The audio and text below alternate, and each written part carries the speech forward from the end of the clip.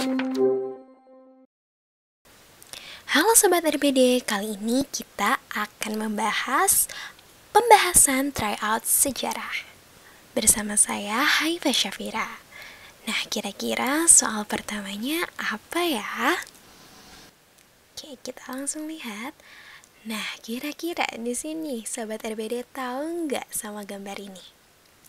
Ya, benar banget, gambar ini merupakan Kodeks Hammurabi atau Hukum Hammurabi. Nah, kita perhatiin bareng-bareng ya, berkaitan sama Kodeks Hammurabi ini. Kita langsung beralih ke soalnya. Gambar di atas merupakan fragmen. Fragmen itu potongan ya, dari Kodeks Hammurabi yang dibuat oleh Raja Hammurabi, pemimpin dari Babilonia. Tujuan pembuatan Kodeks Hammurabi adalah, nah, di sini ditanyakan tujuan pembuatan hukum Hammurabi ini. A. Melindungi segenap rakyatnya, mendirikan kerajaan Persia yang baru, melindungi ilmuwan untuk terus berkarya, kejahatan diganti dengan kejahatan, atau meminimalisir perbudakan. Seperti yang kita tahu pada dasarnya bahwa sebuah aturan atau sebuah hukum pasti punya tujuan untuk menciptakan keteraturan atau harmoni. Nah, untuk itu kira-kira jawabannya yang mana kalau dari kata kunci yang tadi saya sebutkan? Ya, benar banget, ternyata jawabannya adalah yang A, melindungi segenap rakyatnya. Kira-kira di sini Sobat RBD kemarin jawab apa? Ada yang masih ingat? Nah, di sini pasti Sobat RBD bertanya-tanya, kenapa jawabannya yang A? Oke, kita akan langsung bahas ya. Jadi nih, Raja Hammurabi ini secara geografis berasal dari wilayah yang kita kenal sekarang sebagai Iran. Dahulunya Persia, kemudian lebih ancient lagi itu adalah sebuah wilayah yang kita kenal sebagai peradaban kuno Mesopotamia. Nah, Raja Hammurabi ini dikenal sebagai seorang pemimpin yang sangat efisien dalam menciptakan stabilitas di kawasan yang telah lama mengalami masa pergolakan. Jadi dulu memang banyak banget orang-orang yang berebut wilayah di kawasan Mesopotamia. Makanya sering banget nih terjadi pergolakan karena yang paling kuat, yang paling baik baru akan bisa mendapat kekuasaan di wilayah Mesopotamia. Dan beberapa kali wilayah Mesopotamia ini berganti-ganti kekuasaan gitu. Nah, selain itu Raja Hammurabi juga terkenal dengan hukum yang disusunnya, yaitu Kodeks Hammurabi atau Hukum Hammurabi. Nah, inti dari hukum ini sebenarnya adalah ketimpalan atau keadilan. Makanya ada julukan nih ke Kodeks Hammurabi ini, yaitu mata diganti dengan mata, gigi diganti dengan gigi. Yang mana hal ini ditujukan bagi para pelaku kejahatan apabila mereka misalkan mencuri. Artinya mereka harus mengganti curian itu dengan cara memotong lengannya dan lain sebagainya. Jadi nih, pada dasarnya hukum ini punya tujuan untuk melindungi rakyat Babilonia, khususnya bagi rakyat yang lemah ketika mereka dihadapkan dengan kaum yang kuat. Dan di sisi lain, Kodeks Hammurabi ini juga mengatur permasalahan yang berkaitan dengan perdagangan maupun kepemilikan tanah. Selain itu, fun fact lainnya adalah Kodeks Hammurabi ini dipasang di sebuah batu yang sangat besar dan terpampang di alun-alun kota, sehingga seluruh rakyat dari bangsa Babilonia saat itu bisa melihat dan membaca hukum yang ditetapkan oleh rajanya, yaitu Raja Hammurabi. Itulah alasan mengapa jawaban yang tepat adalah pilihan yang A. Oke, nah di sini tersaji sebuah pertanyaan. Kerajaan Sriwijaya merupakan salah satu kerajaan bercorak Buddha dan memiliki kekuatan maritim yang tangguh. Salah satu raja yang pernah memimpin Sriwijaya adalah Bala Putra Dewa. Yang mana nih Balaputra Dewa ini adalah salah satu raja yang punya garis keturunan berasal dari kerajaan Mataram kuno, tetapi dia mendapatkan tahta di kawasan Sriwijaya atau di Kepulauan Sumatera. Nah, ia merupakan seorang penganut Buddha yang taat dan punya keinginan untuk mewujudkan Sriwijaya menjadi pusat pengembangan agama Buddha. Nah, di sini ditanyakan upaya yang dilakukan oleh Balaputra Dewa demi mencapai tujuan tersebut adalah A. Menaklukkan berbagai kerajaan lokal di Kepulauan Sumatera. B. Melakukan perjanjian dengan berbagai kerajaan. C. Menjalankan misi penerjemahan kitab Tripitaka. D. Menjalin hubungan kerjasama dengan Raja Dewa Paladewa. Atau yang E. Mewajibkan segenap rakyatnya untuk beralih ke agama Buddha. Jadi convert gitu ya. Nah, di sini memang gak ada kata kunci yang bisa kita pakai banget, kecuali kita bisa ngeeliminasi pilihan yang di dalamnya memuat informasi berkaitan dengan atau adanya pertumpahan darah, karena biasanya di dalam agama atau di dalam upaya misi agama tertentu tidak menempuh jalan peperangan gitu. Jadi kayaknya pilihan A salah ya. Nah, yang B ini perjanjian apa gitu kan, jadi kayak kurang jelas gitu. Nah, kita lihat dulu jawabannya yang mana kira-kira. Ternyata jawabannya adalah yang D, menjalin hubungan kerjasama dengan Raja Dewa Paladewa. Sobat RBD, ada yang berhasil menjawab dengan tepat? Nah, jadi sebelumnya kita bakal kenalan dulu nih sama Raja Dewa Paladewa itu siapa. Jadi berkaitan dengan menjawab soal kali ini, soal ini meminta Sobat RBD untuk mengarah ke satu jawaban yang saat itu ditempuh dengan cara taktis oleh Balaputra Dewa, yaitu langsung menjalin hubungan kerjasama dengan Raja Dewa Paladewa. Bukan hanya menjalin perjanjian aja dengan berbagai kerajaan, tapi dia langsung menjalin kerjasama dengan Raja Dewa Paladewa yang merupakan salah satu raja yang berdiam atau yang menguasai kawasan Nalanda. Kenapa Nalanda? Oke, kita akan bahas.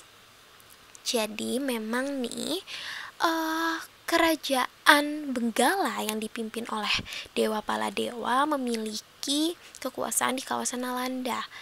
Ketika Balaputra Dewa menawarkan kerjasama, Raja Dewa Paladewa dari kerajaan Benggala meng-approve atau ngeiyain dan langsung ngasih hibah atau hadiah berupa sebidang tanah kepada Balaputra Dewa untuk mendirikan sebuah asrama pelajar. Nah, asrama pelajar ini diperuntukkan buat siapa? Asrama pelajar ini diperuntukkan untuk orang-orang Sriwijaya atau para cendekiawan Sriwijaya ya, para akademisinya untuk belajar agama Buddha langsung di India, khususnya di kawasan Nalanda. Nah, selain itu Balaputra Dewa juga membiayai para pelajar Sriwijaya ini. Dan dengan dapat sponsor dari Balaputra Dewa dan juga Dewa Paladewa, para pelajar dari Sriwijaya ini bisa belajar agama Buddha dengan nyaman. Nah, kemudian setelah mereka menyelesaikan belajar mereka di sana, mereka kembali ke Sriwijaya dan kemudian menyebarkan agama Buddha hingga pada akhirnya hal inilah yang menjadikan alasan mengapa kerajaan Sriwijaya menjadi salah satu kerajaan yang bercorak Buddha dan menjadi pusat pembelajaran Buddha di kawasan Nusantara. Nah, bahkan di dalam Prasasti Nalanda disebutkan ada sebuah cerita di dalamnya tentang bagaimana sih Sriwijaya ini berkembang menjadi pusat perkembangan Buddha di Asia Tenggara. Nah, kalau kita lihat ke sisi kanan, itu merupakan penampakan dari atau wujud ya dari Prasasti Nalanda. Mau masuk PTN dan jurusan impianmu? Ayo ikutan intensif kejar UTBK 2022. Program yang terbukti efektif dengan tingkat keberhasilan siswa kami lolos PTN 2021 yaitu sebesar 91,59%. Wow, keren banget kan? Kamu bisa memilih program blended learning ataupun online learning. Untuk informasi lebih lanjut, kamu bisa cek sosial media Rumah Belajar Digital ya. So, tunggu apa lagi? Mari bergabung menuju PTN Impian bersama RBD. Oke, kita lihat. Wah, di sini ada perbandingan ya. Abad pertengahan, Memento Mori, Renaissance, X, abad pencerahan, Saper Aude. Nah, di sini ditanyakan jawaban yang tepat untuk mengisi tanda X adalah, apakah Sobat RBD udah punya clue dalam menjawab soal kali ini? Jadi nih, dalam soal kali ini yang ditanyakan adalah mengenai pandangan hidup manusia Eropa khususnya pada masing-masing zaman. Abad pertengahan punya pandangan Memento Mori, Renaissance punya pandangan X yang perlu kita cari, dan abad pencerahan punya pandangan Saper Aude. Nah, kalau kita identifikasi pilihan A Lebensraum, pilihan B Carpe Diem, kemudian Italia Irredenta, kemudian D Lumina, dan E Hakko Ichiu.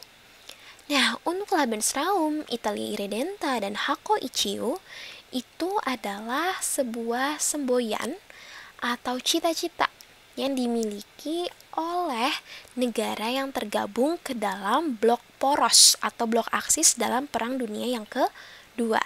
Tentunya kita bisa langsung eliminasi aja nih pilihan A, C, dan E karena Perang Dunia Kedua itu tidak berlangsung pada zaman Renaissance. Jadi kurang sesuai, bukan sebagai pandangan hidup orang Eropa pada masa Renaissance. Jadi pilihan A, C, dan E langsung kita eliminasi hingga tersisa B dan D. Lumina atau Carpe Diem. Kita akan langsung lihat ya jawaban yang tepat itu yang mana. Ternyata jawaban yang tepat adalah pilihan yang B.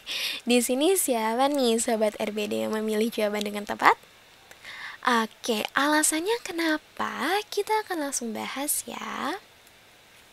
Jadi, pada saat itu memang Renaissance masih berada dalam periode akhir abad pertengahan Eropa, di mana abad pertengahan Eropa itu dikenal sebagai Dark Middle Age atau abad kegelapan. Nah, pada masa Renaissance ini mulai tumbuh kesadaran dari manusia Eropa saat itu bahwa ternyata selama ini hidup mereka sangat gereja sentris, terkungkung oleh berbagai macam dogma-dogma gereja.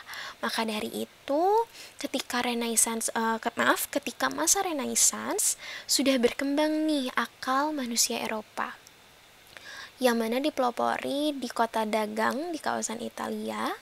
Saat itu kaum pedagang dan juga orang-orang yang terlibat di dalamnya merasa mereka sedang kehilangan jati diri, sehingga banyak dari mereka mempelajari kembali berbagai macam ilmu, filsafat, dan juga pengetahuan yang berkembang pada masa Yunani dan Romawi kuno.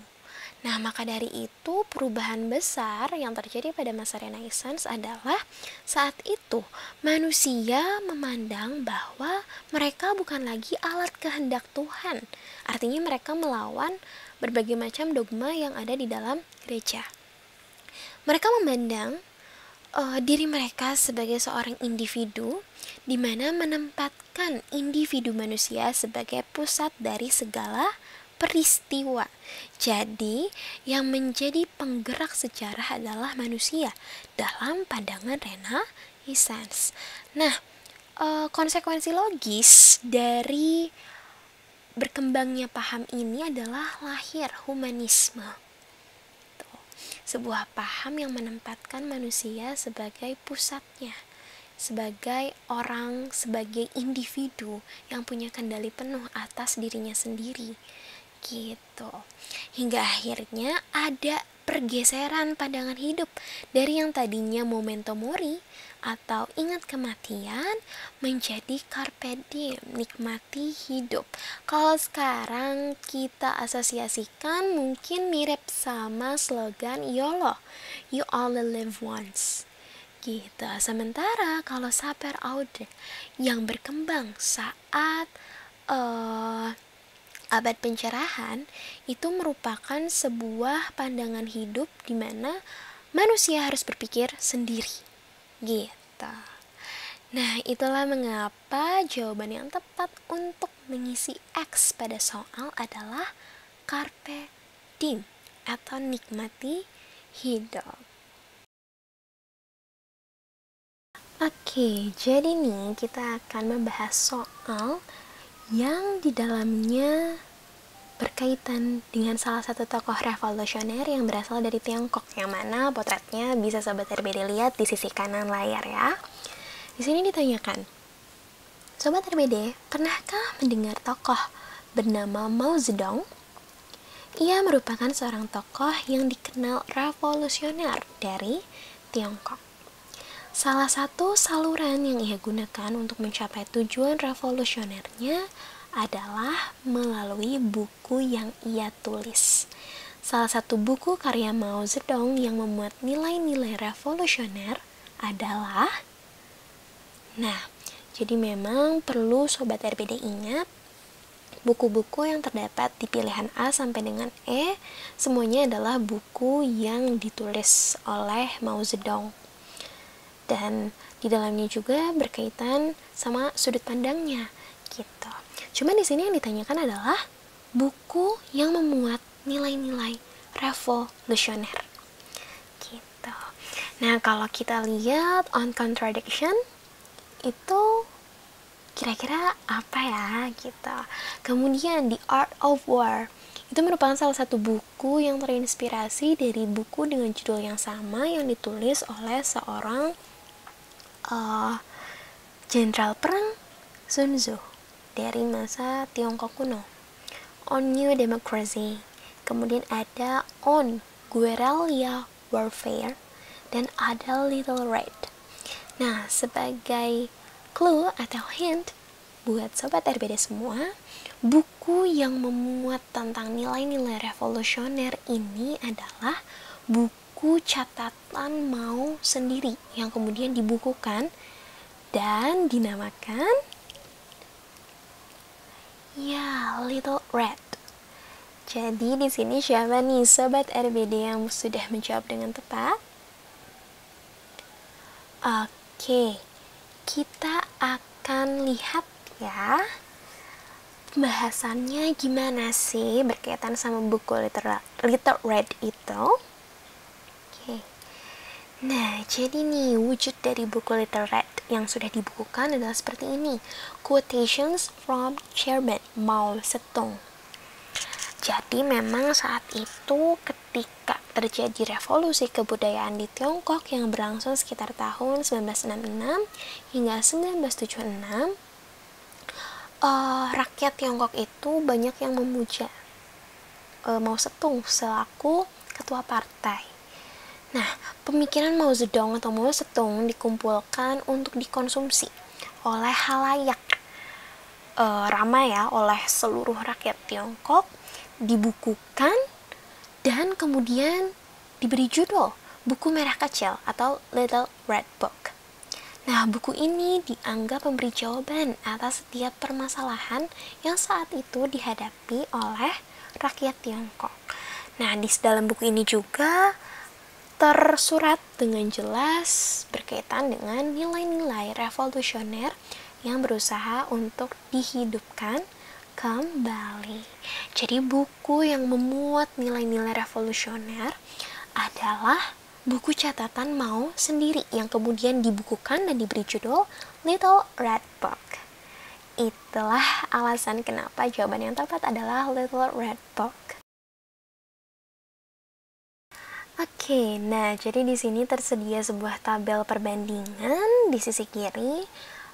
Tabel tersebut berisi nama-nama tokoh, ada Karl Marx, kemudian Jamaluddin Al-Afghani, dan juga ada Robert Owen.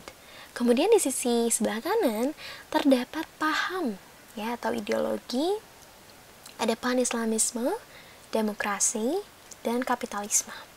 Nah, di sini Sobat RBD diminta untuk memasangkan pasangan yang tepat antara tokoh dengan ideologi yang ia anut. Gitu. Kalau Karl Marx seperti yang kita tahu, ia merupakan tokoh pemikir dari sosialisme komunistis ya. Robert Owen itu kalau nggak salah satu tokoh yang dari Inggris yang punya peran sebagai koperasi juga, kemudian seorang yang cukup peduli dengan perekonomian rakyat gitu. Nah, kalau Jamaluddin Al-Afghani ya, jadi memang nih jawaban yang tepat adalah pasangan dari B dan 1, B1 ya, Jamaluddin Al-Afghani dan pan-Islamismenya. Kira-kira apa sih pan-Islamisme itu? Oke, kita akan langsung bahas ya. Tapi sebelumnya di sini apakah ada sobat RBD yang sudah menjawab dengan tepat? Oke, saya ucapkan selamat ya. Nah, kita akan langsung bahas berkaitan dengan pan-Islamisme dari Jamaluddin Al-Afghani. Jadi ia memang merupakan tokoh penggagas paham pan-Islamisme dan tokoh pembaharu Islam yang hidup di sekitar abad ke-18 Masehi. Jadi nih, gagasan pan-Islamisme ini bukan meletakkan kekuasaan di tangan seorang. Ia lebih mengharapkan adanya solidaritas umat Islam dari berbagai negara di dunia untuk tunduk pada Al-Quran dan menjadikan agama sebagai petunjuk dalam persatuan, serta setiap negara Islam dengan sekuat tenaga membela negara Islam lainnya. Ada nilai-nilai solidaritas. Nah, dari sudut pandang Barat, memandang pan-Islamisme ini adalah sebuah ancaman karena di dalamnya ada ikatan solidaritas negara-negara yang bisa dikatakan punya pengikut agama Islam yang banyak gitu. Jadi kalau dari sudut pandang Barat, paham pan-Islamisme ini dipandang sebagai sebuah ancaman. Oke, sekian pembahasan kali ini. Saya ucapkan terima kasih. Sampai jumpa pada pembahasan soal selanjutnya. Dan salam edukasi dari RBD.